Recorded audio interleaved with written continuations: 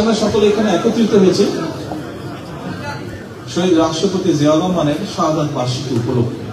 আমরা ওনার জন্য আজকে আল্লাহর দরবারে দোয়া চাইব। আমরা আজকের এই দিনে এই দিনটিকে উপলক্ষ করে শুধু শহীদ রাষ্ট্রপতি জিয়াউর রহমানই নয়, শহীদ রাষ্ট্রপতি জিয়াউর রহমান যেমন বাংলাদেশে বহুদলীয় গণতন্ত্র প্রতিষ্ঠিত করেছিলেন, ঠিক একইভাবে পরবর্তীতে বিভিন্ন সময় বিভিন্ন ষড়যন্ত্রের কারণে বাংলাদেশের গণতন্ত্রের গতিকে প্রতিরোধ করা হয়েছে।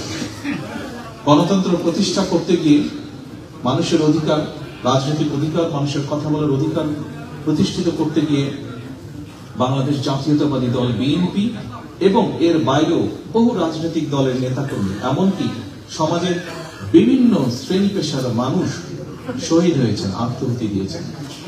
বহু হাজারো লক্ষ মানুষ বিভিন্নভাবে ক্ষতিগ্রস্ত হয়েছেন, পঙ্গুত্ব বরণ করেছেন।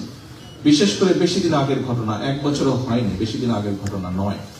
আমরা যদি জুলাই আগস্ট মাসের সেই আন্দোলনের দিনগুলোর কথা মনে করি, তাহলে আমরা দেখতে পাবো কি হারে সেই পলাতক স্বৈরাচার, সেই স্বৈরাচার ক্ষমতাকে ধরে রাখার জন্য কি হারে মানুষকে হত্যা করেছে, কি হারে বহু মানুষের সারা জীবনের দৃষ্টি কেড়ে নিয়েছে, কিভাবে বহু হাজারো মানুষ কিভাবে ক্ষতিগ্রস্ত হয়েছে, শারীরিকভাবে পঙ্গুত্ব বরণ করেছে।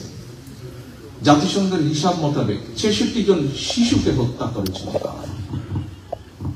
প্রিয় উপস্থিতিবৃন্দ, উপস্থিত সম্মানিত উলামা মাশায়েখবৃন্দ, একটু পরে আমরা দোয়ার জন্য আল্লাহর দরবারে হাত তুলব।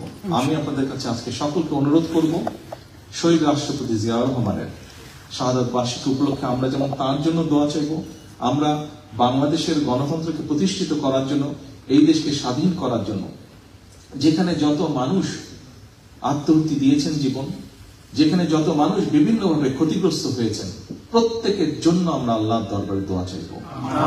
এখানে আমরা বহু মানুষ উপস্থিত আছি যাদের আপনজন, বিভিন্ন জন আপনজনকে আমরা হারিয়েছি, বিভিন্ন জন হারিয়েছে আপনজনকে, যারা এই মুহূর্তে আমাদের সাথে নেই, এই দুনিয়াতে নেই।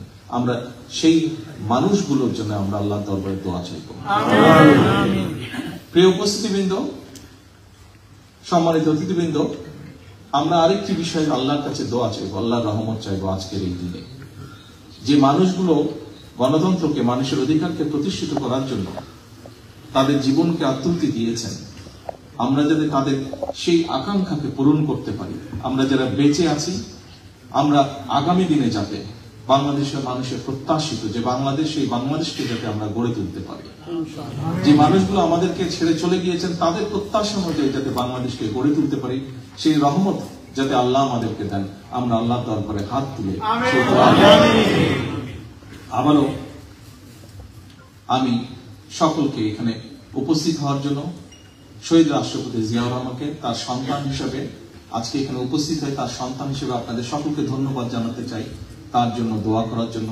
একই সাথে সকলে যাদের দোয়া প্রাপ্য, প্রত্যেকের জন্য দোয়া করার জন্য আপনারা এখানে একত্রিত হয়েছেন, কষ্ট করে এসেছেন, তার জন্য আপনাদের সকলকে আবার ধন্যবাদ জানিয়ে আমার বক্তব্য শেষ।